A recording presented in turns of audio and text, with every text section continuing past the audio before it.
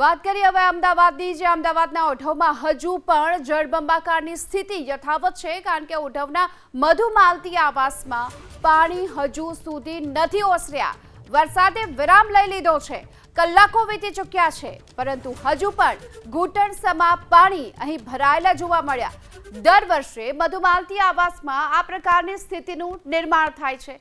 અમદાવાદના મેયર બદલાયા પણ મધુમાલતી આવાસના લોકોનું નસીબ નથી બદલાયું। ગત વર્ષે મનપાના પદાધિકારીઓએ જે દાવા કર્યા હતા, આ તમામ દાવાઓ પોકળ સાબિત થયા છે। આ તમામ દાવાઓ પર પાણી ફરી વળ્યું છે, જેના દ્રશ્યો પુરાવો છે।